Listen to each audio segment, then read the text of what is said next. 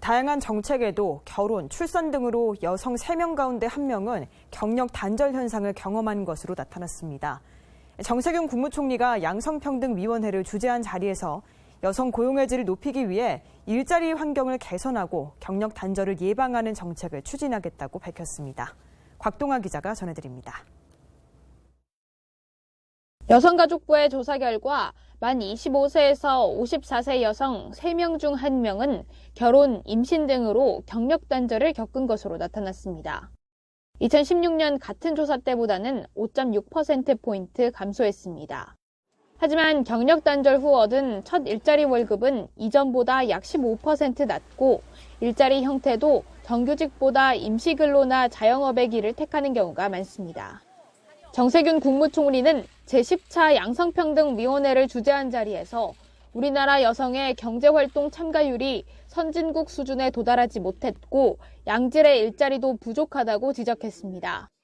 정 총리는 이날 회의에서 제3차 경력단절 여성 등의 경제활동 촉진 기본계획을 심의하고 일하는 환경 개선과 경력단절 예방 내실화에 중점을 두겠다고 강조했습니다.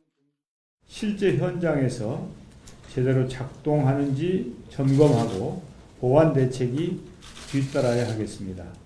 근로자와 사업주 모두의 관점에서 제도가 실질적으로 활용될 수 있는 여건을 만들어 나가야 합니다. 정부는 이들 여성의 재취업을 돕기 위한 맞춤형 취업 서비스를 제공하고 신기술 분야 취업 지원에도 나섭니다. 일하는 관점과 방식이 빠르게 변화하는 데 맞춰 시간 선택제와 여성 창업 등 지원을 다양화하고 이를 뒷받침할 초등 돌봄 교실 확대, 유치원 방과 후 과정 등을 추진합니다.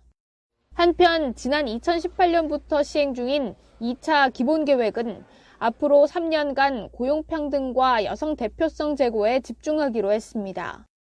성별 임금 격차 완화를 위해 사업체 특성별 임금 분포 현황을 공표하고 공기업과 준정부기관에서 여성 임원 비율을 공시해야 합니다.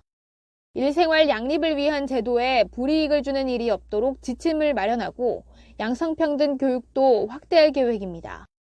이날 회의에서는 유엔 여성차별철폐협약 제8차 심의권고안 이행 상황을 점검하고 국가 성평등지수 활용 방안도 논의됐습니다. KTV 곽동아입니다.